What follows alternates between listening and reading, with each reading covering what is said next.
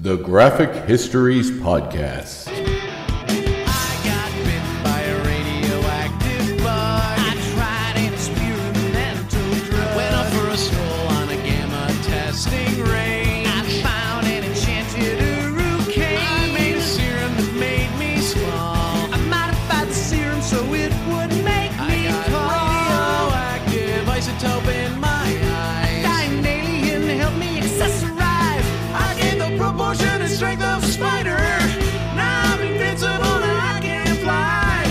I lost my sight, my other senses were heightened. I'm gonna put on my pajamas and go fight crime.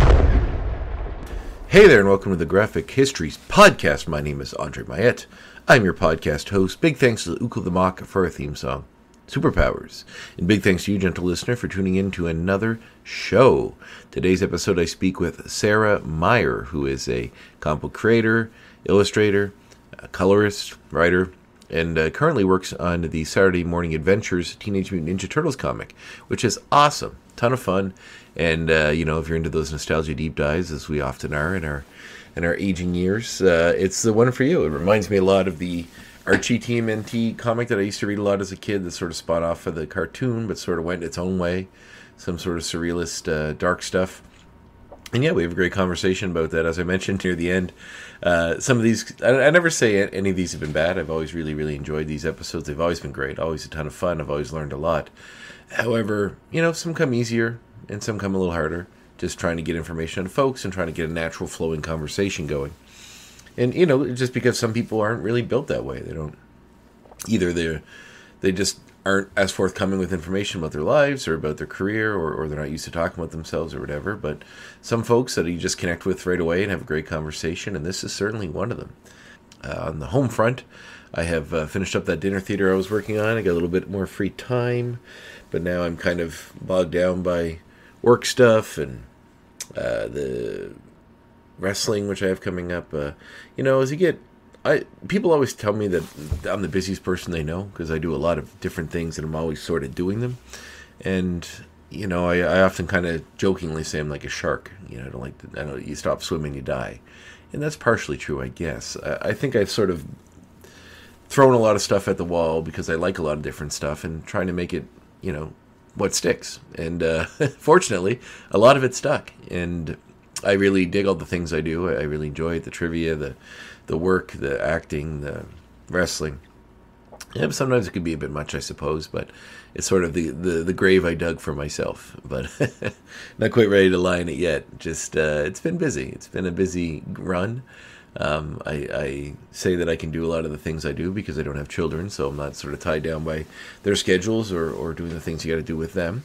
Not to bag on anyone that has kids. I mean, that's a choice, and I'm very happy for them. I'm glad their lives are going well. But in order to sort of live the life I want to live, this is where I've been. So it's busy. It's hectic sometimes. It can be a bit frantic, but much like the squirrel, I take one nut at a time, and eventually all the nuts are put away. So that's what I'm working on now.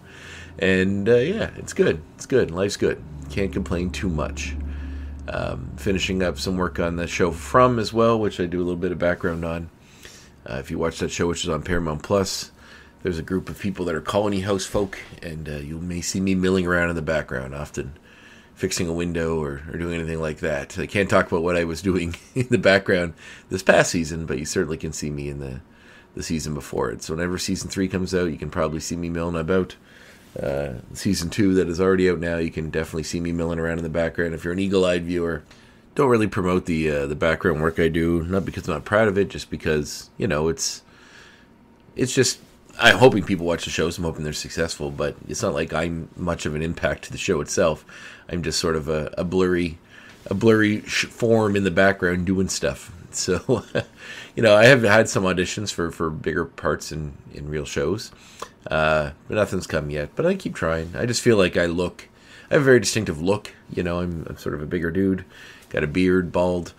I get parts that are usually a lot of bikers or skinheads or cops, security guards, that sort of stuff. So every time something comes along that isn't something like that, I'm always I don't want to be, dismissive of it, that I don't have a shot at it because, I do think I'm confident enough in my acting ability to think that I could do any of those roles. I just feel like producers and casting directors look at that and don't necessarily see it.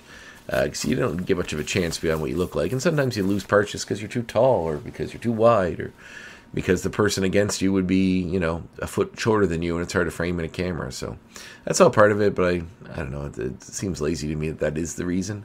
I think you can kind of make anything work as long as you find the right people. But hey, I don't make movies. Not yet anyway. Maybe that's another thing I can add to the 1,000 things I do. Speaking of things I do, let's talk about this conversation, this show, this podcast.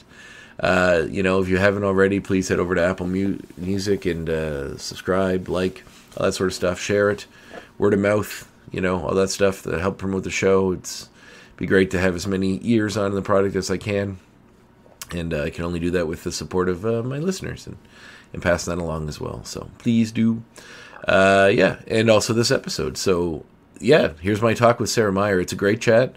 Really great person to get along with. And I had a great conversation. So I hope you enjoy listening as much as I enjoy doing it. So here it is, my chat with Sarah Myer.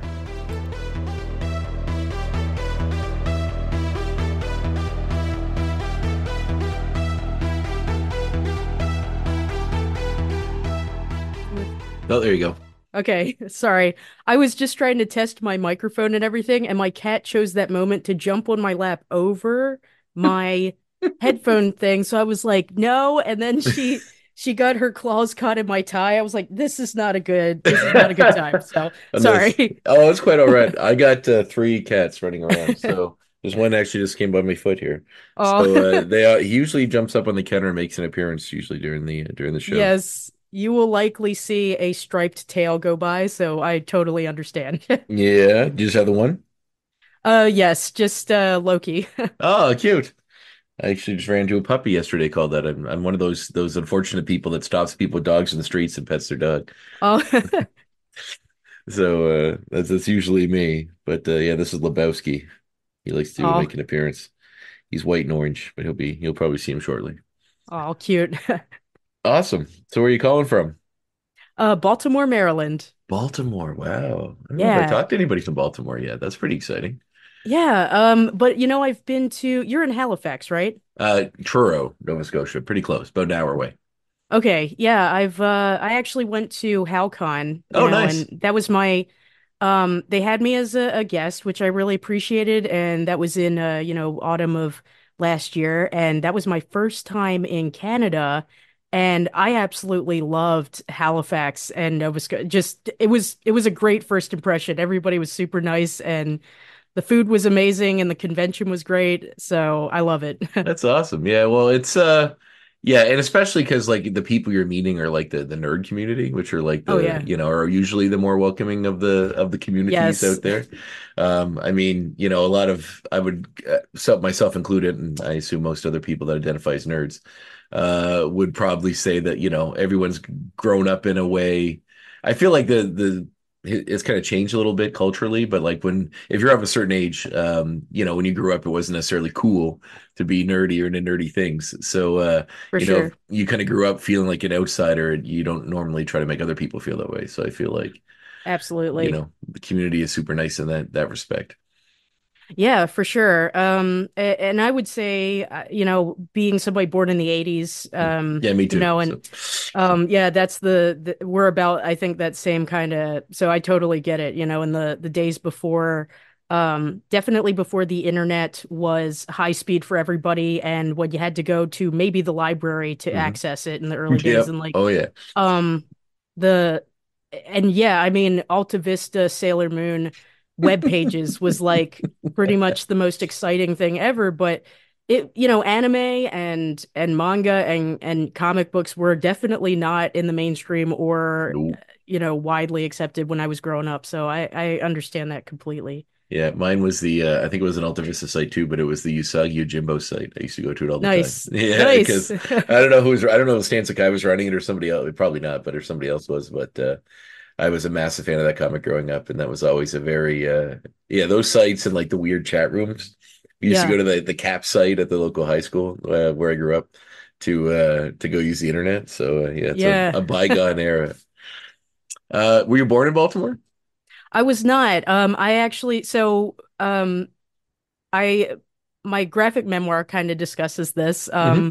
So I actually was born in Seoul, South Korea, at least according to the paperwork. Okay. And I was adopted at 3 months old by my parents, who are a white mom, white dad, and they raised me and my sister on a 10-acre farm in a very rural, not diverse area of northern Baltimore County. Wow. And despite sharing the namesake with Baltimore City, Baltimore County is very, at the time, that region was incredibly not diverse. It's still that area that their house is located in, my childhood home, is Mhm. still not very diverse at all. So that kind of led to some interesting identity issues, Mhm. and some, adverse experiences for sure.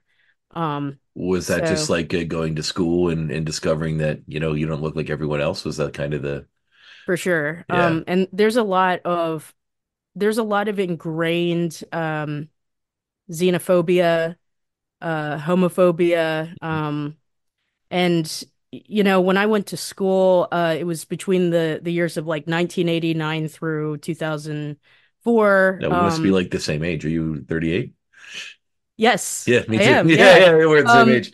That's Actually, funny. I just turned 38. Yeah, on Yeah, April 30th. Yeah. mine was in August, but yeah, so that's Yeah. funny. But yeah, so between those years, that was really like just an interesting experience, kind of growing up, and I think, because I'm visibly an adoptee compared to my Hmm. parents, it was never really something. It was never I never had that shock of like, we have to tell you something, you're Oh yeah, adopted. yeah, yeah. Okay, yeah. But I definitely like, yeah, my classes were never diverse. There were a few other minorities there, but in the book, I really tried to focus more on my experience with the town, because I know that there was different nuances in how each of them kind of coped with or experienced Mm, racism. I tried to kind of keep it a little bit more focused on like my perception of the events, but yeah, mm. there was definitely a lot. And just in general, like, I think anybody of our generation, that very interesting time when it's like the millennium was drawing near, and in many ways you would think progress is being made, but the casual ableist and homophobic slurs that just peppered the average teenager's language Mm. back then Oh just yeah. really was just difficult. So there were so many components, to like otherness that Hmm. were not accepted in that hometown. And just to give you an idea, out of curiosity, I looked up my old high school online, and I looked at some of the reviews from students, which wasn't a thing when I went there. And Yeah, I don't wonder if I could do that what for mine. That'd be interesting. Oh yeah. And Yeah. 2018, 2019, there was a review from that year, and it was a student who said, I transferred here from Pikesville High School, which is another part of the another city in the county, and they Hmm. were saying like um that they had never experienced so much rampant anti-Semitism until they set foot in my old high In school. 2018. Yeah, in Ouch. 2018. And I thought to myself, that somehow sadly doesn't surprise me, because I saw that too. That's surprising. Like I thought I mean, not to get into the whole political thing, but isn't Baltimore more of a left-leaning area, or is it Baltimore City is. That's why okay? I made Yeah, sure you to made the mention, difference, yeah. despite it sharing the same namesake, Mm, there are regions of Baltimore County mm. that are like close to the Pennsylvania line that are incredibly rural. If you look up a map of Maryland, you'll see that northern Baltimore County is pretty much like a rural kind of farm area. Was your sister adopted as well? Yes. Okay. Also from Korea, but we are not biologically related, and she is older than me by about 18 months. Oh, So, okay. Were you both adopted at the same time? no, no. Oh, She okay. was, yeah. But she was also adopted at 3 months old. So, Oh, wow. she was an only child for a very short amount of time. Oh, that's Yeah, very cute. Okay, yes, I'm like actually looking at Baltimore in the map now. I knew you were yeah. close-ish to the border. Yeah, Pennsylvania. There you go. Um, Okay. So like, did you find a community with the other minorities at the school, or was it more like you just all sort of had your own little battles to fight? I kind of felt like I had my own little battles to fight. Hmm. And this is something I omitted from the book for both scope and kind of space, because the book is already 272 pages. But I actually I had a classmate who was half Korean, half Caucasian, half white. And he absolutely abhorred me. Ever since preschool onward, I still don't really know exactly why, Really? but I think that was actually more of a kind of social thing. He just disliked me. He just didn't like the way that I acted. I guess he just didn't like, I don't know. And I was a lot as a kid. I was a Hmm. nerdy kid from the get-go. I was the kid who would tape my fingers together and eat pizza like this, to be like Michelangelo. But That's awesome.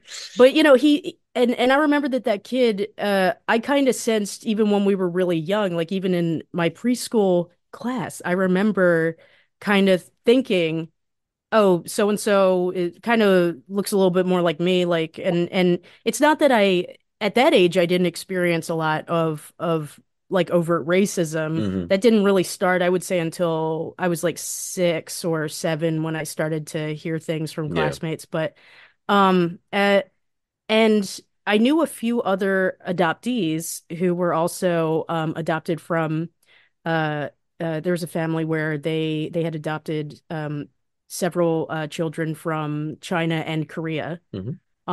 And their kids were friends of mine and still are really, but and I don't want to say too much because again it's their story, but um I think they're similar in some ways to my sister, who does not really like to talk about Hmm. any of these things Hmm. and doesn't like to. I remember like asking, have you ever thought about finding quote unquote our at the time I said our real parents, but I meant Hmm. to say our biological Yes. parents. And um, my sister was always very kind of dismissive of that. Didn't want to discuss any sort of racist bullying, like, because I would ask her, hey, like, do you have people saying such and such things to you? Mm. Um, and it became kind of a narrative on her part, I think, as we got older, and she joined cheerleading, and I was in theater and Yeah. trying to start an anime club in high school. And I played sports too, but I wasn't I did more like individual sports like Mm. cross country and like track, but she didn't she wanted just nothing to do with me, my sister, and I think that uh a little bit of that was kind of for safety and Yeah, like that's what I an would have emotional assumed. safety. And in a way, Yeah. like and probably the guy that was half, he probably is trying to fit in with the Caucasian. So, Oh, for if he sure. were to identify or even hang out with someone that would draw more attention towards his career, Right. he would probably make him a target as well. So Yeah. I feel like those conversations don't happen outwardly as children. Like you Hmm. probably, no kid would say that to you, but there's some weird thing ingrained in you to know that. Like maybe it's like Yeah. like the sort of fight or flight response. Like, I'll be othered if I draw attention to this part of me that makes me different than everyone else. So Oh, for if I sure. distance any aspect of that, well, you're like embracing anime and doing things like that, and doing theater stuff. It's that would just kind of obviously make you stand out as well a little bit more. So Hmm. yeah, it's not right, but I can kind of understand, I guess, why a kid would do that. Oh, But it's definitely. unfortunate. And your sister probably just decided to go the other way. Like, I'm just Yeah. gonna, yeah, nothing that would ever make, obviously I stand out enough. So now try to limit how much I stand out by just going along with everyone else. For sure. But And I think ever since the book came out, there's been came out last June, and uh this is monstrous, right? yes, Yes. and I've gotten sort of surprisingly I mean, I've been surprised by the positive reception in general by people I don't know. Hmm. And that's been really very emotionally rewarding because honestly I was terrified. I literally thought there's like a 50-50 chance that this is going to be really panned, and but there has been quite a bit of silence, I will say, from uh, friends who kind of have a similar background. Mm. And I, like aforementioned kind of people who have individuals who have a similar, I think, philosophy or way of coping with those issues as my Hmm. sister. So I do respect that and I do understand it, but I'm definitely I'm one of those people who's like, I got some issues knocking around in here. I'm just gonna take like a rusty fork and try and pick at them and understand them. And but my sister's kind of like, don't, you're unraveling stuff I'm not ready to touch Hmm. and maybe never will be, but you never know. So, Yeah. Yeah, I'm actually I literally just ordered the book, so I'm excited to read it. It oh, sounds cool. great. Yeah, when I was looking through some of your stuff earlier, I was trying to figure what the thing that would be, the work of yours that would be probably the one to read, and that seems like the most obvious one now, especially now. So Oh, thank I'm you. excited to give that a go. That sounds great. And there are some pop culture references in there too to look I mean, forward I'm to. a fan of comics in general, so Yeah. so I guess you mentioned comics. Like, what were you, or anime? I guess what were you reading as a child? So when I was a kid, I one of my first memories was mainly with animation. So that was Hmm. my first passion and still is. I my literally my first movie that I ever saw in the theaters was 1989's The Little Mermaid by, Disney. Of course. And that's what got me drawing. So when people ask how long have you been drawing, I say since roughly 1989. Which is true. And I my mom recalls this and I do remember it, but she will not let me forget this. She says, yeah, for about 10 years straight after that, it was like mermaids almost every day. I watched the tapes so much and yeah, I would just draw like mermaids all the time in school. And the other thing was Teenage Mutant Ninja Turtles. Mm. So I remember seeing The Little Mermaid on the big screen and pretty much like my entire formative, like earliest memories of sitting down to watch TV was, the Fred Wolf 1987 series of Teenage Mutant Ninja Turtles. Mm. At that time, of course, they were into their season 3 and 4 in syndication, but and I did see, the original 5 episodes because, it'd just be reruns and then they would play the more recent episodes, syndicated. Mm. But it was that was such a formative part for me too, just because even though I didn't own the action figures from that, I would definitely like play at school with kids and wanted to pretend to be the turtles, and I loved that. So that was like a big, in many ways, those were like my first, without even realizing it, those were my first kind of obsessions that were like my fandom. Oh yeah, yeah, yeah. Um, I'd say mine too, for yeah. sure. Turtles were such a seminal part of I think every '80s kid's childhood. Yes, yeah. Like between that and like the Batman cartoon and I guess Oh yeah. gargoyles, those sort of things. But that Turtles one was probably the first big one because it was like the one your parents, was talking turtles. The kids can watch this. So Oh like yeah. every kid's parents just put them in front of it and seminally, yeah, 100%. I've actually just had this conversation some the other day about when it got to like the later seasons where they Uh-huh. evolved further and they were Oh like no. The all Red Hulk. Sky. Yeah, Yeah. they're all like Hulks and they're fighting that Lord Drag and like they added that human sidekick that was also like a little Carter that was like a little Hulk. Yeah. Yeah, I that whole aspect of them and the live action Fox show from the Next Mutation, that all Yeah. seems like a weird. Venus. Yes, that's right. Seems like an odd fever dream of like the turtle memories, but it's Oh, all for sure. yeah. Yeah, yeah. I remember having an argument with some of my classmates on the playground when Lord Dreg came in and was the main villain. And I remember one of my classmates, I want to say it was Ben, was like, no way, like Lord Dreg would wipe the floor with Shredder and all this stuff. And we're like, no. And like then there were other people who were like, no, Shredder and Craig forever. And it's like that weird. I feel like that was um that's such a quintessentially, I mean, at that point it was mid 90s, Mhm. but like Yeah. that's such a quintessentially like 80s and 90s kid experience Hmm. too, is literally talking face to face Yeah. on a playground about the events of, hey, did you see, like I remember I was emotionally shook when I saw when Saturday morning Sonic the Hedgehog, the Hmm. the serious one, like Oh I yeah, was the like, series. Yeah. no, he almost rescued his Uncle Chuck. I'm sure that next week he's gonna beat Robotnik for good, and then he's gonna rescue Uncle Chuck and his robotic dog Muskie, and everything's gonna be okay. And of course, being baffled and heartbroken a little bit when it's like the next episode was business as usual. I was Hmm. like, no, how could you? Like, Yeah. He's got to save him. Yeah. so That's funny. and I mean because and this is absolutely no disrespect to those cartoons that Hmm. were intentionally written by to be episodic, Um David Wise, thank Hmm. you. But Chuck Lorre, oddly enough.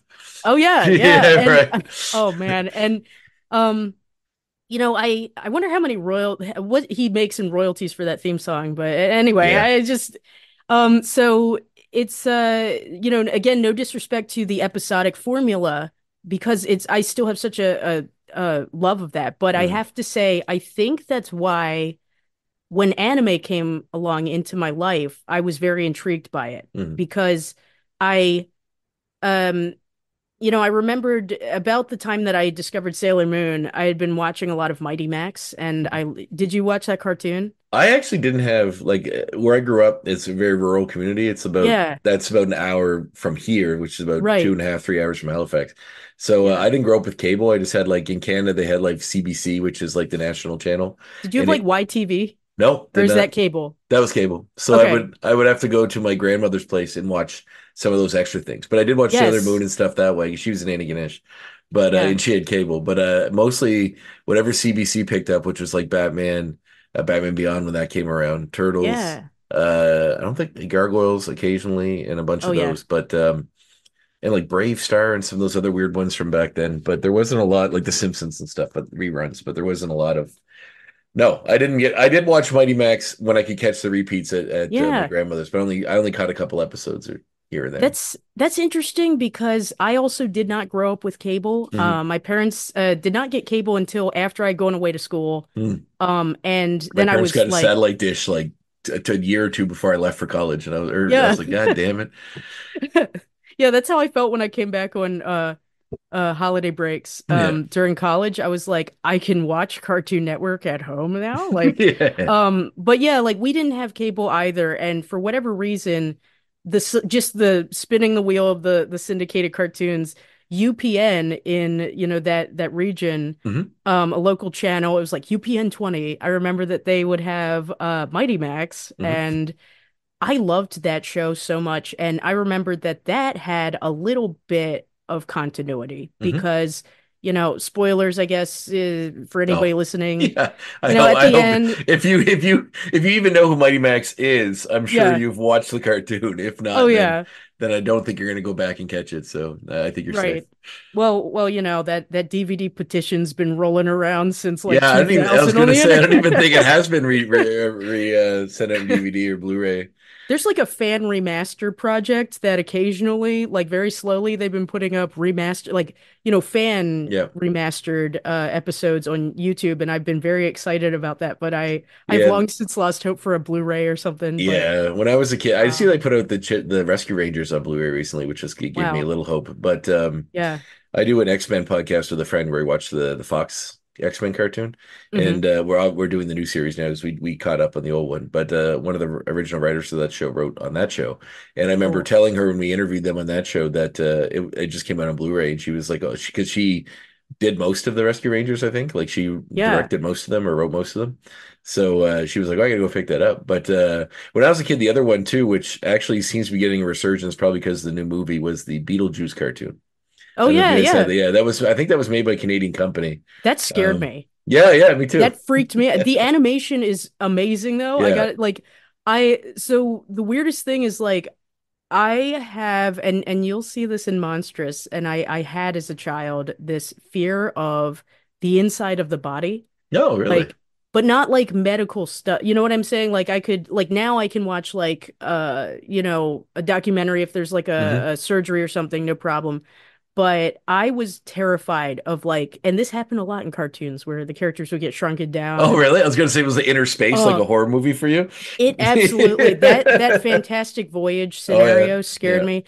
And despite having, as a child, never watched the full-length 1960s sci-fi Hmm. Fantastic Voyage, Yeah. I was like keenly aware of it because of all the. I was like, no, it's this again. Well, like And the Magic School Bus would do it like in every episode. That must have been a oh horror show yeah, for you too. it was Like, always a little bit like luck of the draw. I'd be yeah. sitting there as a kid thinking, and as a young kid, you're not always really keenly aware of exactly what's going on. Like, I Mhm. find this psychologically disturbing. You're not really thinking that, but you're like, I remembered sitting there in front of like Tiny Toon Adventures, Hmm. and then Beetlejuice would come on sometimes, and it was Yep. like I remembered like there was an episode where they went inside Beetlejuice, and it was just it wasn't even the gross thing. It was Hmm. just it freaked me out. But then fast forward to when I was teaching color theory and application, Hmm. I was like, I'm gonna show a bunch of traditionally animated TV shows that my students might not probably aren't aware of, because they're from back then. Hmm. And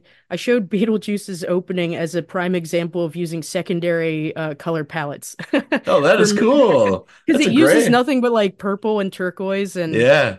and I'm now I a appreciate it, but I'm a graphic designer. It's my day job, so that you're speaking my language. But yeah, that's super interesting. Another thing, like, and obviously we'll I like to walk through your career and get up to the future where we're at now. sure. But another part of that, like that Turtles love as a kid, was the Archie Turtles comics, Hmm. which were kind of in the continuity of the show, I feel like, or Yeah. sort of, which They is so started out that way and then they kind of then they sort of really went really far the other way. Like, but yeah. it kind of bleeds into my head, like the things that I remember from those old turtle shows, whether it was from that cartoon or from the comic or something that happened in both. Oh yeah. Like one like Yeah.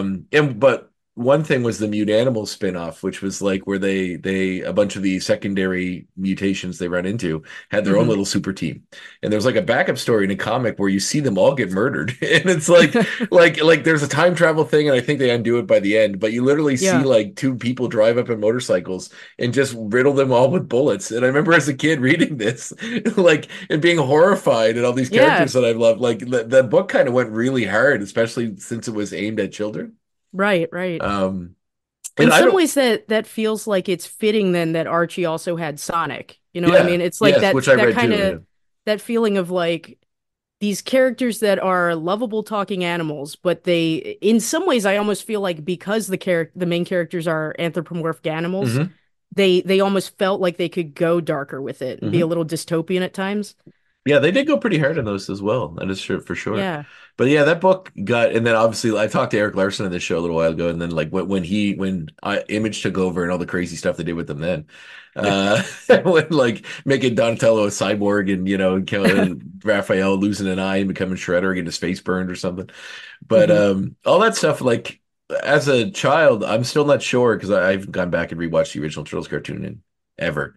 But like all these space wrestling stuff, I'm not sure if that was just from the comic or that happened in the series as well. I When can cut confirm that was just the for the comics, when okay, in terms of the 1987 cartoon that yeah, was just in the comics, but I feel like components of that also, I mean, kind of also with the like busting out of the Triceraton kind of space Olympics, um also creeped into that was put more faithfully into the 2003 cartoon. Like so mm-hmm. some similar plot lines, but not like specifically the Archie wrestling.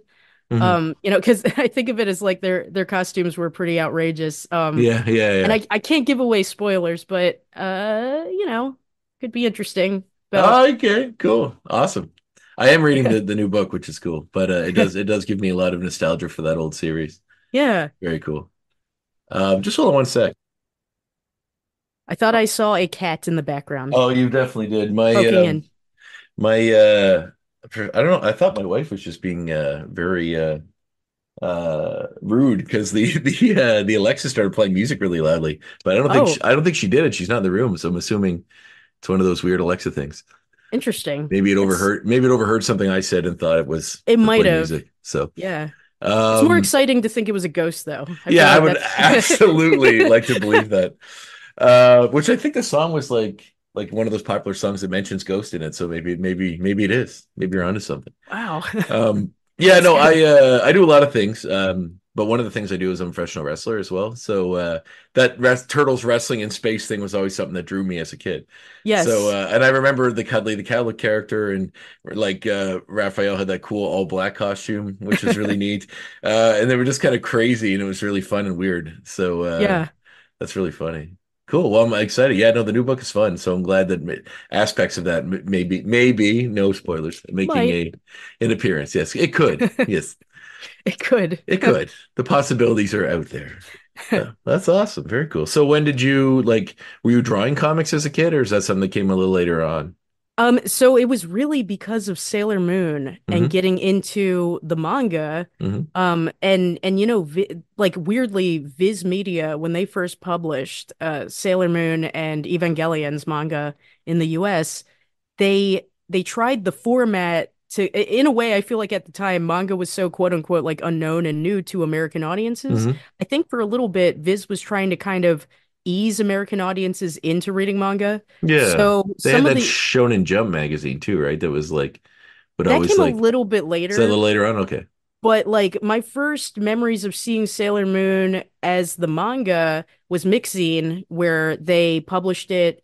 I think that was 95 that came out, and they Hmm. published it like in the format but flipped at the time, but it came out as kind of like those like a magazine format, and it was a larger size than the actual like manga books would have been Hmm. in Japan. Now I know this, but at the time I had no idea.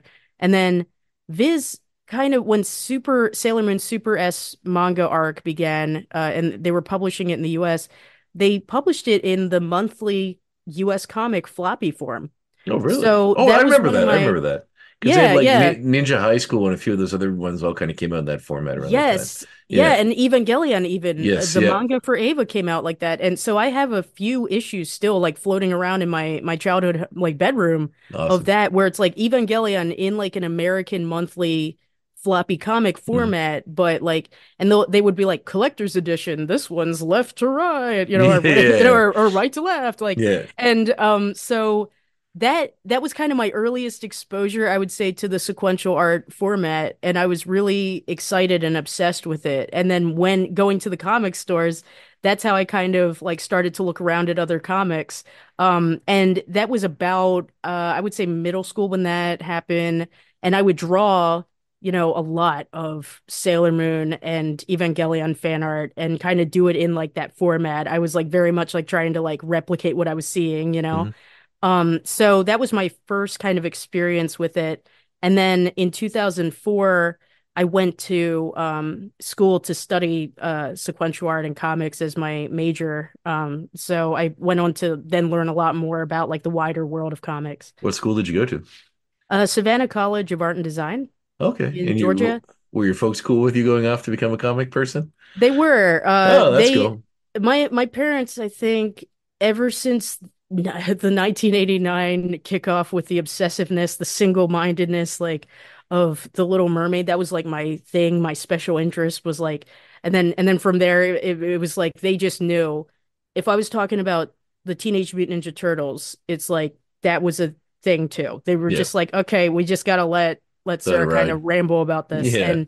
and so I think they always kind of knew, yeah, Sarah's probably not going to have a traditional Hmm. career path in life, and they've always been very, very supportive of it. I think they were worried for sure. Hmm.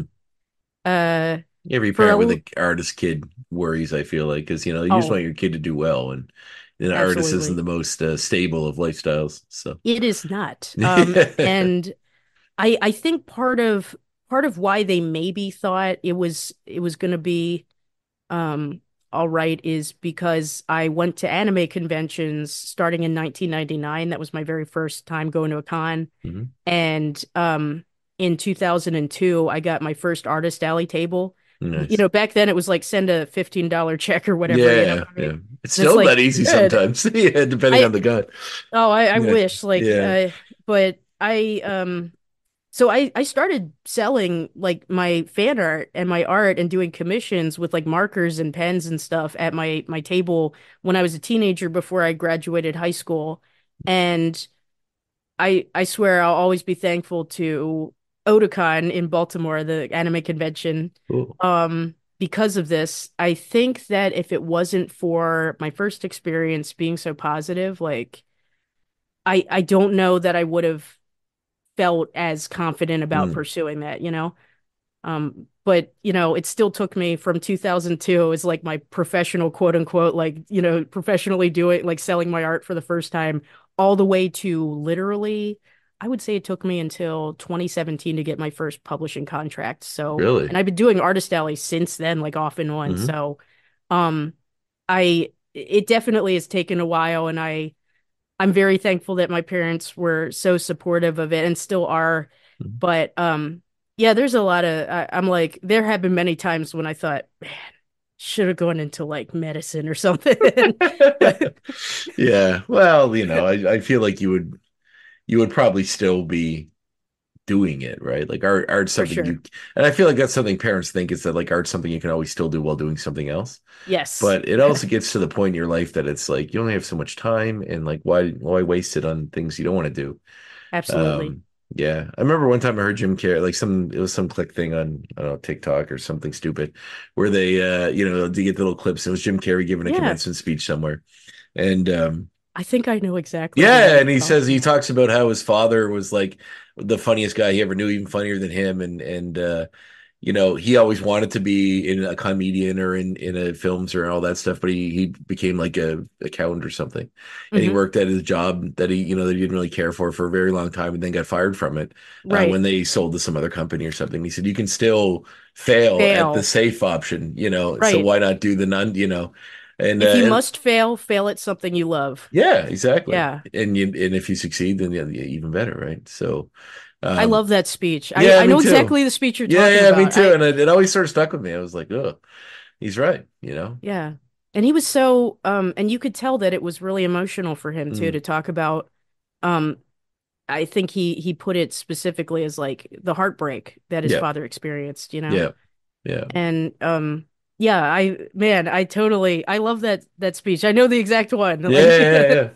Well, he's always an interesting character. I mean, he's Canadian, so there's obviously that too. But he's always been, especially lately, like he's sort of into this weird bohemian art lifestyle thing he's doing, Mhm. which is funny. He only seems to come out of retirement to do something like the Hedgehog movies, I guess, and then go back go back into retirement. But To his paintings where he explains the paintings and he'll say right. things like, "This is darkness, and darkness envies those who are happy. You need to be the light." And I'm like, "Yes, Jim Carrey." And I'm like watching all these videos, like, my God, like He's it really right. is inspirational. He's like a modern day philosopher or something. I don't know, but he's kind of like David Lynch. He's like that too. He just like randomly he's just spouting crazy transcendental stuff that you're just like, oh, I get it. It does make sense. You're Yeah. right, David Lynch. It's like, but yeah, and I remember one time there's some clip of him at like that was making the rounds when he was like at an art it was like a fashion thing, and he was just Mhm. like and he was just they tried to interview him about what he thought about it. He's like, none of this matters, it's all meaningless, and he's just like talking about like nihilism and existentialism and all this weird stuff, and then it's just like they just wanders off, and the reporter's like Yeah. dumbfounded, he doesn't know what to say. It's like, yes, Jim Carrey. Yeah, for a stretch there, when he would say things like that, people were like, "Is he okay?" And Yeah, then he kind of emerged and he's like, "I figured it out, guys." yeah, And I'm yeah. like, "Wow, he did I guess he a is." he did a crazy good show called Kidding that was on for like 2 seasons, where he played like a Mr. Rogers type that had a kid show that had some serious issues outside of that, like mental health issues, Oh my because gosh. his wife like left him, and his dad is like his manager, but his name's like Mr. Pickles, I think it was, or Jeff Pickles or something was his name. But Huh. it was very much a Mr. Rogers type of thing. But I highly suggest it if you can catch it. There's 2 seasons, I think. I don't know what station it was on, but it was Huh. really, really, really good. And I don't think I've seen it. No. yeah, Yeah, so it was kind of like Ted Lasso in that way that it sort of makes you feel good about life, but also like went really hard the other way. Like uh none of the failures in Ted Lasso seem that the stakes are that bad. Like that's why it's mm. such a feel good show. But in that show, the stakes are really bad sometimes, and Oh it boy. gets really rough. But it's a really good show, and it's very interesting. And obviously, it's about kindness and forgiveness and all that sort of stuff. But yeah, it's solid. Cool. So while you're trying to take so long to get published, were you just doing artist stuff, doing stuff online? Like where were you? Because Yeah, you so mentioned you do some professor work, so I'm assuming that that oh came yeah, came along at some point there as well. So it did. So basically the timeline was started went to my first con in 1999. mhm. Did Artist Alley starting in 2002. Went away to study sequential art at Savannah College of Art and Design 2004 to 2008. Continue to go to conventions and cosplayed a lot during that time. Um, and graduated in 2008 with a bachelor's degree in sequential art, which is just a fancy name for comics, as you know. Mhm. And then uh, immediately was hit with reality. It was so hard to get any leads or any jobs. I had a few things like with paper cuts, I think back in the day Hmm.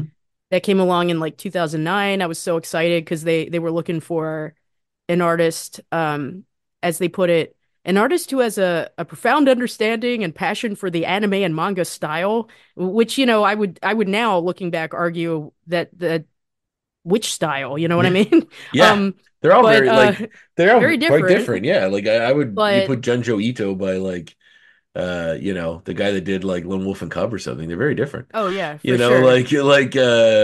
or any, So yeah. so that didn't work out. I was really really devastated when I got that rejection email at the time, Oh, because I thought I really wanted that, but what did they say? th Does your style didn't match what they're looking for? oh, they just said I'm not the Oh, okay. the candidate they're picking. It was a kind of a vague Hmm. email. Warm letter. And I had been really excited too because it was like in Baltimore City, and it was like it was something related to anime manga, but that is like ancient history. That was 2009, but it was like, so I kept getting little things like that where I would get really excited about something and then it would just not pan out. So I was more or less unemployed and going to conventions and still doing Artist Alley between like 2008 to all the way up through like now. But that was for a while the only time that I would really be showcasing anything. I got kind of a stage fright for a little bit because I had a commission where after years and years of feeling like I had been used to doing commissions, the customer went to pick it up at Animazement in like 2007, and she, I don't know why, still to this day, it's kind of interesting. She cried, and not in a good way, when she saw the commission, and she just awkwardly was like, "It's fine, thanks, I guess," and like just kind of walked off. And it's weird because It that made never me explained what stop. was wrong with it. Never, never. And it was James from Pokemon and Uh-huh. Sonic the Hedgehog. And I was like, I got this. And it was like, just them meeting and James like saying something like, "Oh, that's cute," and I still to this day have no idea. And I never will know, I'm sure, but it was like, I remember that made me kind of feel on top of everything else, like coming to the end of my college Hmm. life. I was like, okay, maybe I'm going to take a little break. And then I started up doing Artist Alley again, during that unemployed time after school. Mm. And then in 2011, I took a government office job because when I was a teenager, I had worked summers basically in kind of internships, and one of which was at government legal law office. Hmm. So I had an experience with like local government administrative work. Um, and my job before that, when I was 14, was being a clerk at a farmer's market and sorting vegetables. So I had been working jobs off and on, Hmm. since I was like 14. So I had this full-time job at the local government in Towson, Maryland, and I had that job between 2011 to 2013, December of 2013. Hmm. And I that allowed me to, afford to move out of my parents' house. I moved to Towson, moved to my own apartment, got Loki, the cat, who was a kitten at the time. She's now an old lady, but she's Yeah. still kitten-like. But It's and cute. during that time, I saw kind of the reality of like not having the energy after a 9 to 5, Hmm. dealing with taxpayer services and Oh, wow. That and must be fun. things. Yeah, I was in miscellaneous permits and licenses, Oh, and baby. so you got face-to-face interaction with the public who were furious and were convinced that you were the one who was misallocating all the taxes, and the fees.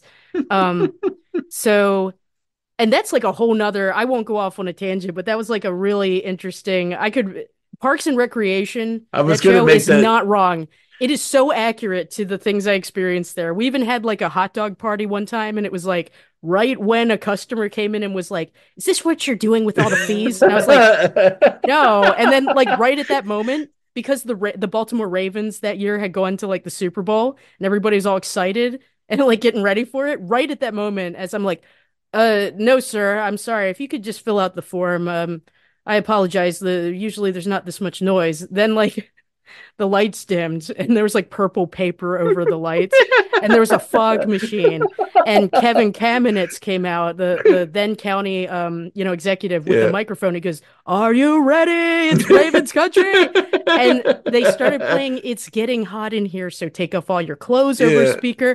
And I'm just standing there at the counter like with the fog machine blowing and this customer is looking at me like, "Unbelievable. Yeah. You should be This ashamed." this is where my tax dollars are going. Yeah. This is Oh, it was. great. And then I had to tell him, "I'm sorry, sir. The late fee is $5.25. No, sir, I'm sorry. You can't pay it in cash. You'll need to fill out this form here." I'm like, That's oh, amazing. it's very much like Parks and Recreation in real That's life. awesome. There's Good. I no, was but wondering. I was gonna make that comparison. I was like, maybe not. But oh boy, no. it's so funny how the average person doesn't understand. Like, obviously, our systems are a little different, but like, Hmm. when it comes down to like a regional government instead of just like Yes. how small potatoes most things are. But it's just like I remember I was at the gym one day and there's this guy that I know. Not he's not like a friend or anything, but I just run into him occasionally, and he was like complaining that they for Pride Week they painted the sidewalks the color like the rainbow colors, and he was Uh-huh. like complaining. He's like, "This is what our tax dollars are going towards." I'm like, dude, how much do you think that paint cost? Right. Like I'm like, it's not like you're not getting all of the money is going towards hundreds of thousands of dollars are going towards the system. It's like it's some Right. paint, to make parts of the community feel welcome and accepted. I think it's okay. Like let it Right. go, Right. man. Like does people get really bent into shape at weird stuff? Like so what? Like do you really think that if they save that $20 they wouldn't find some other way to fuck you over? Like come on, of course that's how it is. Like that's how it works. Right. But Yeah, it's yeah. so that was a bit of a slog and yeah, you ran into things like that and so uh I applied for an internship at DreamWorks Animation during that time, all Oh, kinds of cool. things because I started to think I want to get back in touch with like the sequential art kind of passions that I have. So I was thinking maybe I'll try storyboarding for animation, which is something that you study when you're at SCAD sequential art. And then I didn't get that, and I thought, okay, I clearly need to like work on my portfolio some more. Hmm. And I recognize I take full responsibility for this. Like in undergrad, I worked really hard, but I don't think I worked hard in the right kind of areas of my portfolio and my entire sort of self as a business person. Hmm. Um, and so I thought I need to go back to school to strengthen my portfolio, strengthen certain skills that I know were lacking, and to basically have time to generate more portfolio pieces. Hmm. And then on top of it, to kind of get a better business sense of what I need to sharpen to get into the industry. Hmm. So, and even then, sequential art, like I try to tell people in many ways, like becoming a comic artist or a published author or a graphic novel author is like being an actor Hmm. or a performer of any kind. Like there's like a really scant chance that it's gonna A, work out, and B, like that it's gonna get widely distributed. Hmm. So I knew still it was kind of a long shot. But I thought I just can't take this government office job anymore. I'm like I was really struggling mental health wise too. And so I was like, I know I'll run away from the government office job and go back to grad school and go into debt. Just literally that like was appealing to me Yeah. to Yeah. just escape that. So I January of 2014, I moved my cat and I down to Savannah, Georgia from Towson, Maryland again, Hmm. and I really really focused hard this time, like a lot harder Hmm. on the portfolio and all that during grad school. And between 2014 and 2016, that's when um I got my master's degree, my MFA in sequential art again. Hmm. And it was actually that my thesis for the MFA that eventually in 2019 led to the contract for Monstrous.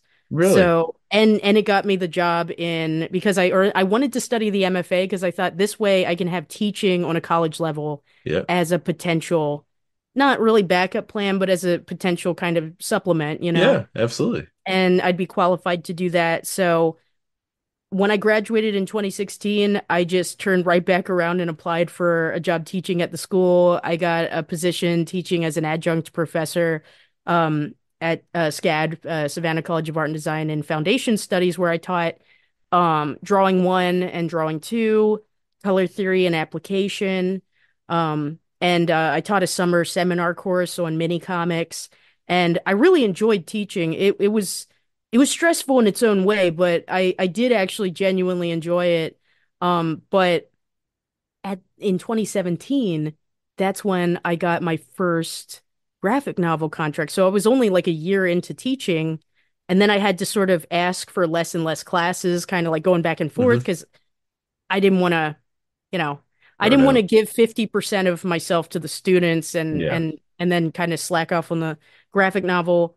But I did that graphic novel, and then right after that, when that came out in 2019, that's when the first second books, who published the first graphic novel, Maker Comics, create a costume because Hmm. they were looking for a comic artist who also cosplays, and that might be a little bit more difficult to find than you might think. Hmm. They don't always go, hand in hand.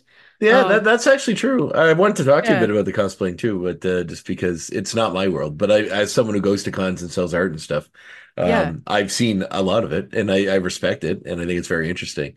But it's Hmm. just a very interesting subculture in a way, because Yeah. like I find that people like that do it a lot are like they Hmm. have their own little communities, and they're all like, they have these crazy photo shoots set up, and they're always like, Hmm. because a lot of them on my Facebook, they're friends, are people I know. Yeah. But it's such an elaborate community, and it seems like such an interesting one, and one that I guess I understand in a way that, like, as a fan, it brings you Hmm. closer to the thing you love.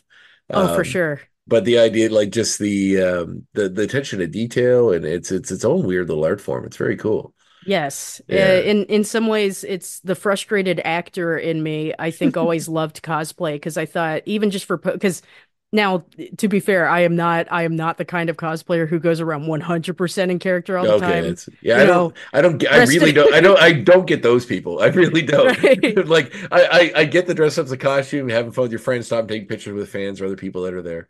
Like all that, Yeah. I totally understand. Like I'm an actor as well, and I've done a few little things. That's why we were talking about getting the art world being like Yeah. being an actor. It's very there's some really weird reasons why you don't get jobs as an actor. Usually it's Hmm. relating to your height or your width or who you have to stand across the screen from. Yeah. But there's a lot of arbitrary things in art that's the same way, I'm sure. Hmm. But yeah, the people that are like fully. I watched a guy that was cosplaying as Ace Ventura do like the entire like thing. I'm sure you're familiar with the movie Ace Ventura Yeah. when he's like in the insane asylum. And he does that whole thing. He did that whole thing for like 15 minutes, like in front of my table, in front of just some random people. And I was just like, well, this guy's committed. Like this is an elaborate full to the slamming on the floor and staying face down for like 10 minutes, like doing the whole thing. See, now that is glorious because it sounds like he went all the way with it. Hmm. I feel like there's a difference between that and like that awkwardness. You know what I'm Oh talking yeah. When about? you're Where trying to somebody talk goes to somebody 70, and yeah. 70% into it. And it's like Yeah. that weird, like, no, what do you mean? I am the Green Lantern. And I'm like, I'm gonna walk over here now. Like, Hey, um, hey, Steve. Who's Steve? I'm Thanos, the Mad Titan. right. Just waving around the Infinity Gauntlet. Like, okay, sorry, Thanos. But yeah, so that graphic novel then led to Monstrous, and then weirdly Monstrous in an indirect way, and my renewed obsession with turtles, because turtles, it's like off and on throughout your life. Mhm. Um in college, like my best friend and I in 2007, we always joked that we were one of the five people in Savannah who supported the 2007 TMNT movie, damn it. And I The was the trying to animated convince, one? yes, the I CGI like that movie. movie. That was a good I loved movie. it. It's a I great loved it. movie. I was trying to convince my best friend to go into our college classes. I was like, "Come on, we gotta." I made us the bandanas. Like I swear, and my my best friend was like, I'm not doing that, man. Like, good luck. I thought that But movie was probably one of the most, I mean, short of the adult movies, like the right, the ones from the 89 one and then the other ones. I mean, I argue that the other two aren't very adult, but the first one kind of is. Um, yeah, like that one had some very interesting things. Like the idea that I like loved it. Me too. I thought the whole aspect that like Raphael may be a stronger fighter, but that doesn't make him a better leader. That And the fight, way they explored that, it was really neat. It was very well done. I wasn't a big fan of the villain. It was kind of dumb. But aside yeah. from that, I thought all the interaction with the turtles themselves and how all that played out was really, really good. Yeah, Yeah. I agree with you 100% about the Yeah. villain. I'm like, we didn't need Winters. Why Yeah. couldn't we have them come out of retirement Yeah. because of Shredder coming back? Just cut to it, you Yeah. know? But I and that guess would in have that made world he it was dead, but whatever, like somebody else, I something. I There's enough mean, other villains, like turtle villains, that could have made it anybody else. they did Stockman, whatever. yeah, they had a nod even to, the Super Shredder's helmet, and Yeah. I'm like, that was evidence enough that he can kind of come back if enough mutagen is put into him, Yeah. you know? And also like Karai, showed up. So I Right. feel like they brought in more of the Mirage, more of the 2003 adaptation.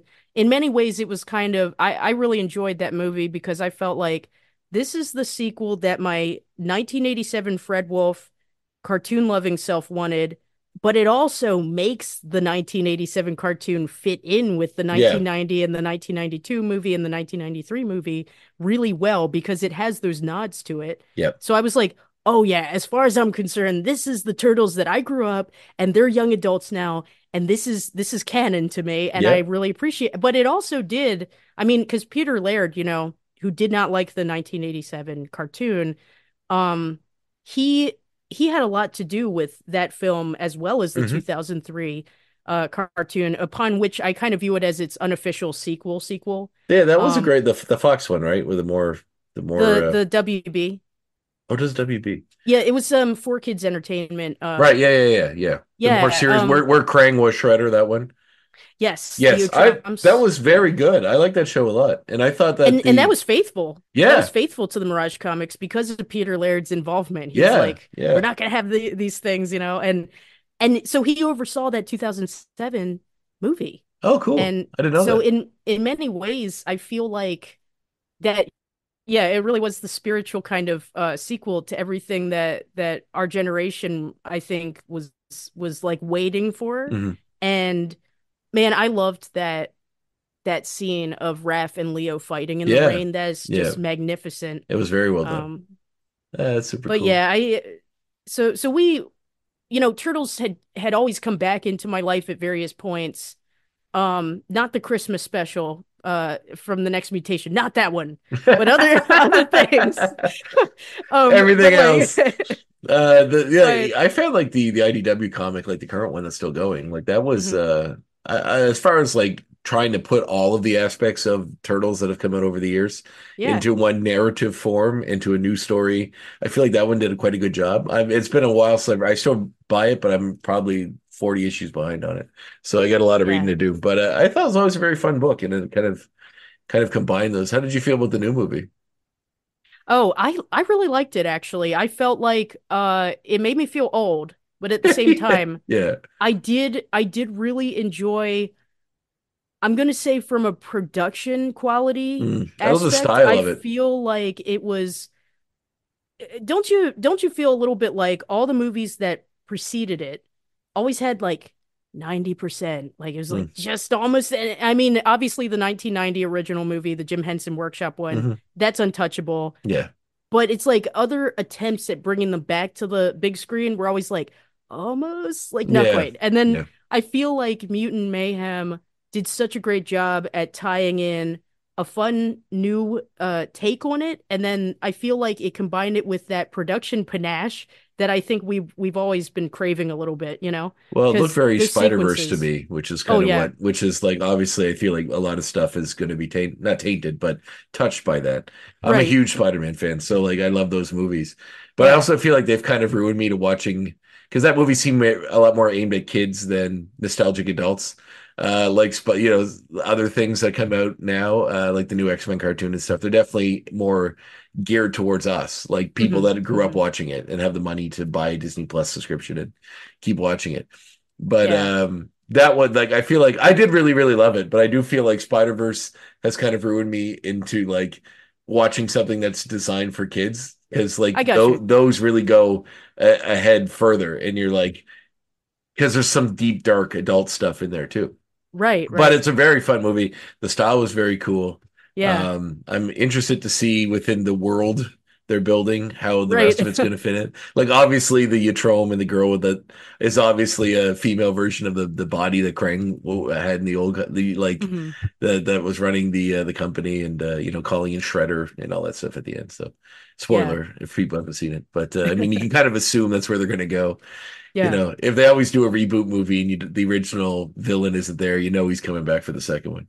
For sure, yeah. Yeah. It's always like you can kind of tell that when they're testing the waters, and I feel like that's why the 2007 movie, for Mhm. all of its great components, they were like, let's just test this first, and then, Yeah. oh, Yeah. never mind, Imagi's not doing so well, never mind. And that was so unfortunate Yeah. because I also liked Imagi, who animated that 2007 film. I also really liked their work on Astro Boy in Yes. 2009. Yeah. Very And cool. that was unfortunately, Astro Boy was the nail in their coffin. Yeah. There's a lot of Um, money went into that movie. yeah, Yeah. but Unfortunately. Well, Astro Boy is one of those properties they always keep trying to bring back. And I don't know. It's like, it just never seems to stick. They did the other movie with Freddie Highmore or something too, which is, that was the that was the one. Sorry. 2009 one. Yeah. Yeah, The series they had before that. Like they the try to bring it back. 2003 And that's series. right. Yeah. Yeah. Yeah. So, and I love that show growing up.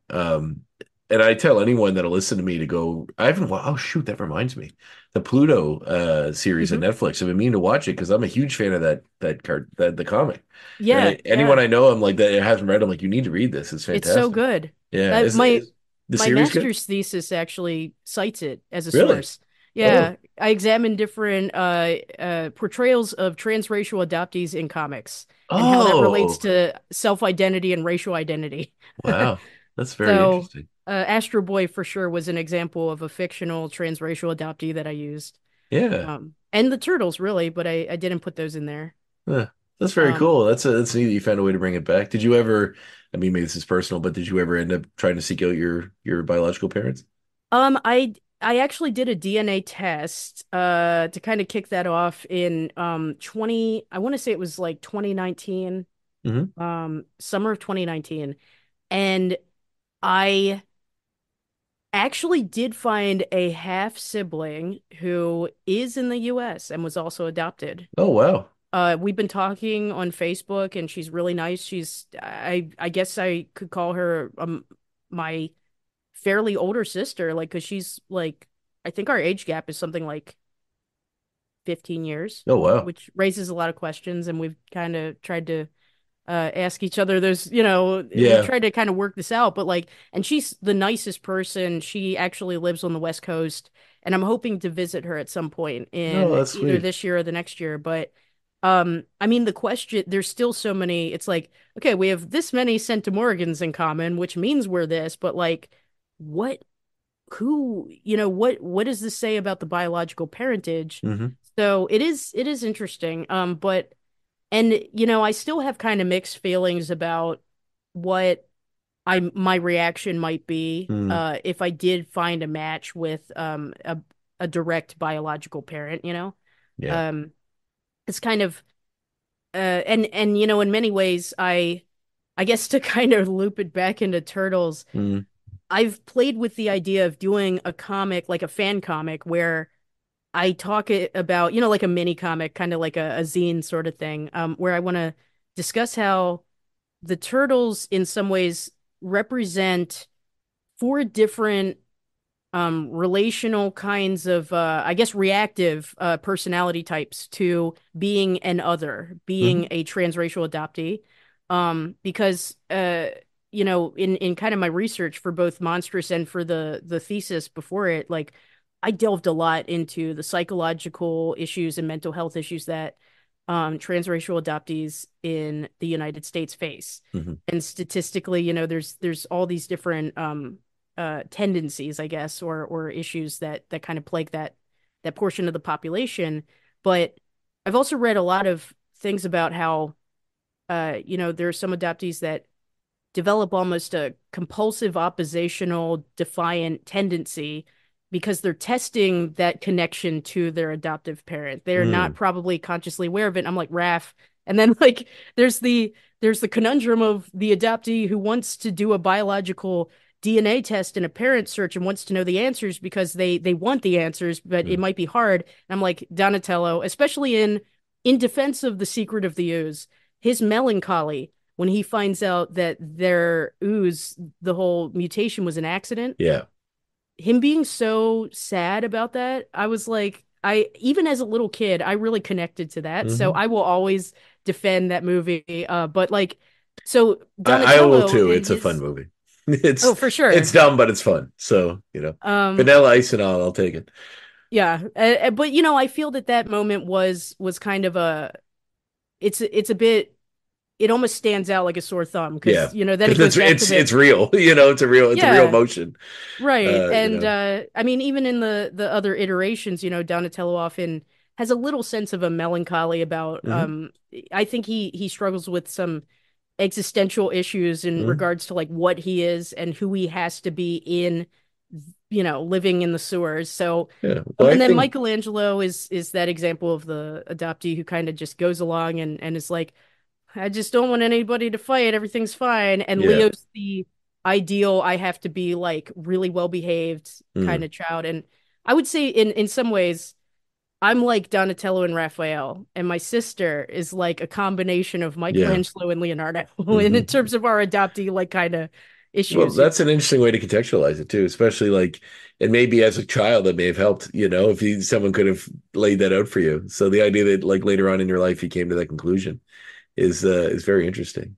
I I think I found myself drawn towards cartoons because I think I already subconsciously was aware that there wasn't really a lot of representation Mm. for Asian Asian main characters when I was a kid. And I found myself relating more to like Sonic and the Turtles than I did human characters on TV. And I think part of it is because I didn't see any of that facsimile. Yeah, well, I think you could make the parallels if you wanted to, in the way that like just because you weren't seeing, you found another form of other, right? Like if Right, you didn't see an other that was an Asian character, then you saw, because Sonic was an orphan, right. in that cartoon, those cartoons, because his parents were roboticized or whatever, Yep. and all those sort of aspects. In the other character, like the turtles too, they're orphans, like, Yeah. and they're even raised by someone who's not of their species. Right. So they're I transracial adoptees. Yeah, a human or a rat, I guess, depending whatever continuity you want, or some Yeah, combination of the two. So, or a human that became a rat, or a rat that just became a human-like rat. But all those aspects of it, I feel like really, yeah, it's kind of heartwarming to me in a way that we find in the things we love, some hmm kind of solace or some way to connect it to our own stories. for sure. And Turtles isn't one that comes up a lot because it always seemed kind of more, I don't want to say infantile, but just more like designed for children. Oh, But for the idea sure. that Yeah. children find the thing in that narrative, and the thing about Donatello, like to me, I'm a big fan of Rick and Morty as well, and I always hmm say that like that show does a really good job, and I mean further than what it happens in real life, but Right. to show that intelligence can kind of be its own sort of curse in a way, right? Like the smarter you are, the more you question reality, Yeah. the more or you question your own reality or reality in general. Yeah. I always say I have a healthy dose of existential dread, and I don't really want it. You have hmm it, and you can't get rid of it. So like For sure. Donatello's character is one that would fit into that narrative as well. So Definitely. not that I think I'm a genius or anything, but the idea that like if you when you ask the big questions, you have to grapple with the big answers and the fact there really aren't any. So it's Right. you know, it can be its own little curse there too. Yeah. And Donatello and Rick being of genius intellect Hmm. are like it's that realization of how little they know Yeah. that is what terrifies and depresses them. Yeah. And that And how that unfeeling that you like that's I once heard cosmic horror described and somebody once described Rick and Morty as a cosmic horror, which is kind of the Lovecraft style of mhm, horror.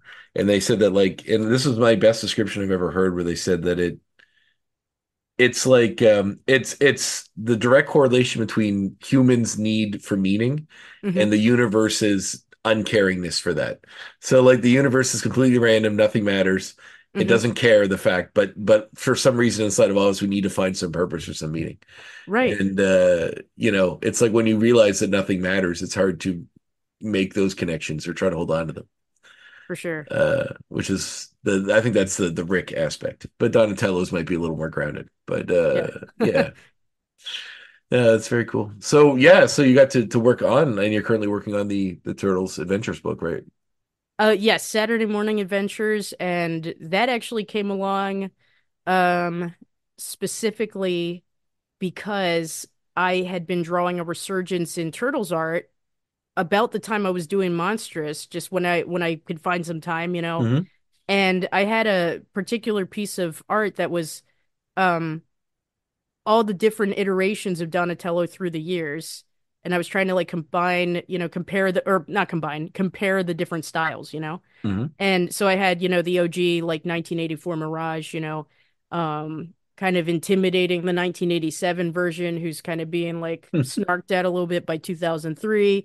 And my one of my editors on Monstrous was like, I know that you really like turtles because turtles actually appear in Monstrous a little bit. There's like Hmm. some cameos. Um, Nice. the Awesome. legal looked over it and they said just make sure that they're not on model specifically, Yeah. like it's a little bit there's a little touch of that like sketchbook style. Hmm. So and one of my editors actually showed some of my turtles art to the right person at IDW who happened to be looking for a variant cover artist at the time. And they reached out to me and asked me if I'd like to do a variant cover That's awesome. literally in June 2022. So it was like a few months after I finished drawing, doing all my parts for Monstrous. And um, I couldn't say yes fast enough, signed the contract, and drew the cover for issue number 3C for Saturday Morning Adventures. Um, and I assumed at the time that would be my first and possibly just last, Turtles official thing. Hmm. And that was like, at the time I thought, oh, this is like more than enough. All I wanted was just the one cover. And I kept saying that. I was like, just one official Turtles thing, just one cover and I'll be satisfied. And then after that, they were like, in August, they said, hey, we need a colorist for the interiors for the 4 issues of Saturday Morning Adventures, the first 4 that ran. And they said, would you be interested in coloring the interiors? And I couldn't say yes fast enough. And I remember I had like 2 weeks or something to do the first issue. And I Oh, was like, wow. oh my God. And by the way, I've never colored anybody else's art prior to that. Hmm. I've never been on a monthly comic prior to that. That was my first mainstream, like superhero quote, like Hmm. monthly comic. And that was my job, was the colorist role for those 4 issues. And that was like a dream come true. And I still can't believe that happened. And I'm so grateful for that opportunity. That's awesome. And I did that. And then they asked me about coloring TMNT versus Street Fighter, which was so much fun as well. And then after that, I thought, okay. Oh, I did 5 Usagi Yojimbo covers too, like TMNT, Yeah, Usagi I saw that Yojimbo one. Run It's Away. awesome. Yeah, those are Oh, thank great. you. Yeah, they're really cool. So that was fun to kind of draw the IDW versions of the turtles, Hmm. for the cover. And then after that, literally like last year in May, uh, I was in Walt Disney World for the first time. And I was like, this is like my dream vacation. And I had always wanted to go to Walt Disney World. And its reputation, Hmm. that whole like where dreams come true. Yeah, I've It's been like, there. I don't know about that. But like, and then you go and so I was there and it was the day after my birthday. I'll never forget this, May 1st, 2023. And I got up early at the resort and my friend was still asleep. And I was like, oh, I'm gonna look at my phone and like check out my emails. And it was an email offering me the position of being like the artist for Saturday Morning Adventures. And I got the email in Disney World while I was away on vacation. And I was like, Ah, yes. it really, their dreams really do come true. I was like, this place lives up to its reputation. I Thank was you, like, frozen head of Walt Disney. That's awesome. thank you. So that's been pretty much my life ever since then has just been like a really nonstop like Turtles train, and I'm like super thankful for it. And it's still unreal to me. What's Burnham like to work with? Oh, he's great. Yeah. He's great. Yeah. He's If you're such a nice guy and he's funny. And I love his scripts too. I feel like there's one time it showed up as a possible mutual friend on Facebook with him, and then I friended him, and then I sent him a message asking if he wanted to be in the show, and then I realized I don't think it was the same guy. I think it was some Oh, random person that wasn't related to the comics, oh, but his maybe, name had to yeah. be Eric Burnham. Um, Yeah. because I'd love to chat with him sometime, but he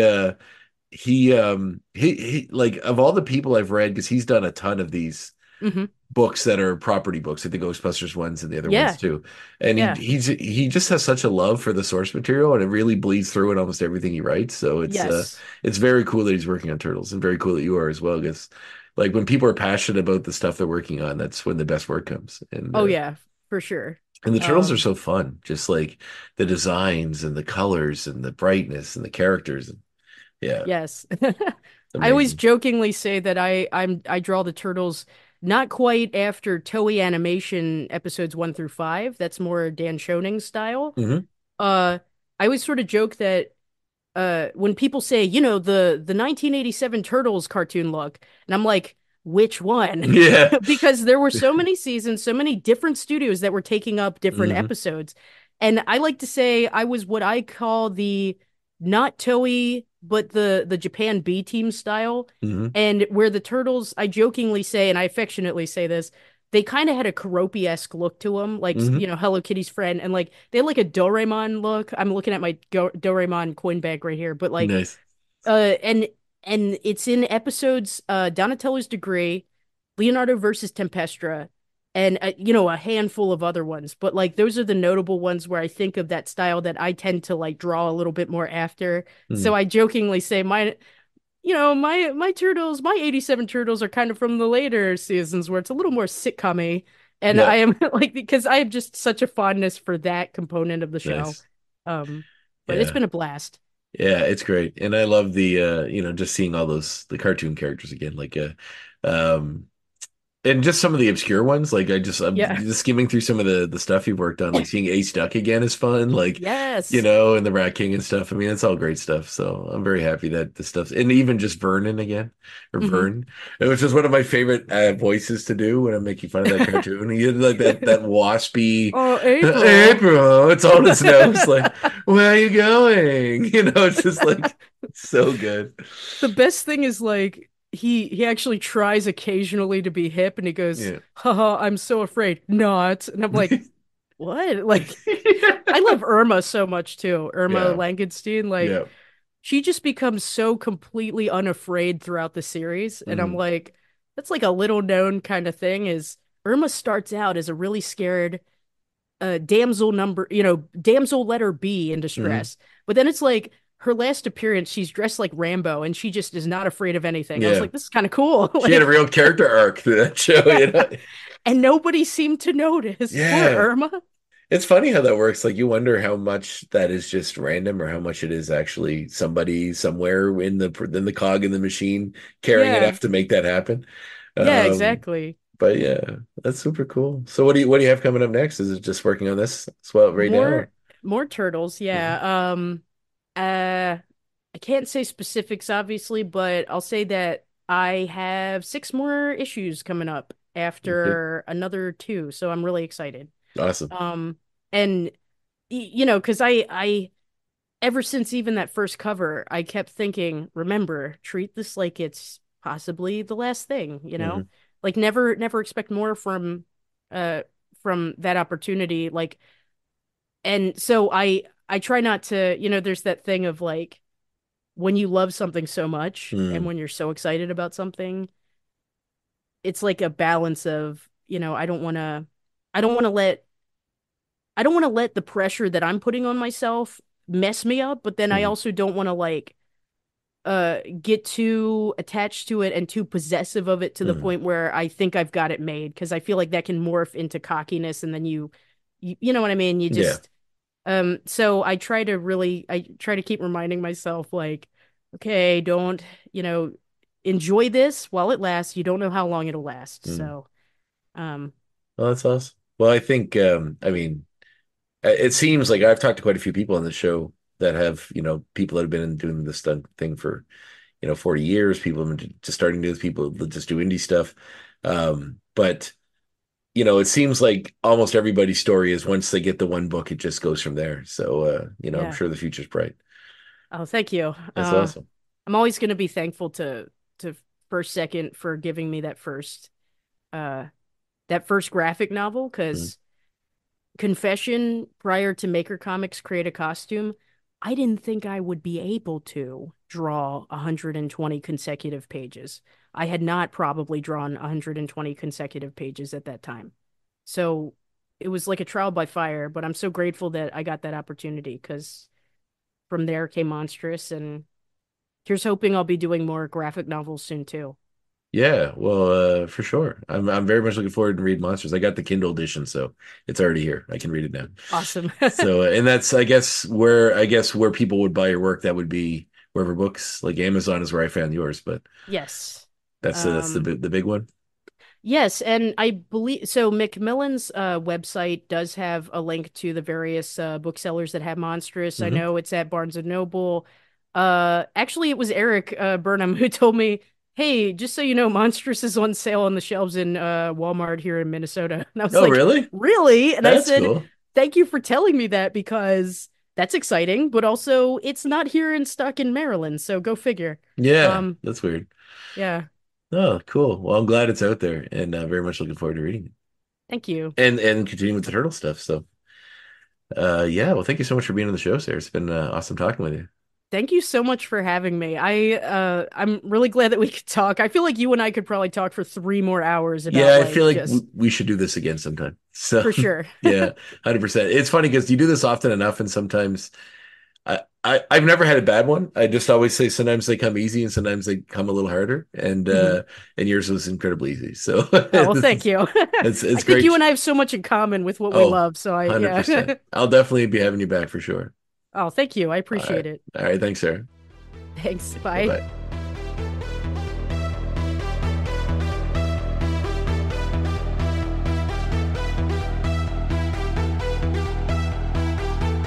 There it is, my discussion with Sarah Myer. What a great talk. What an easy flowing conversation.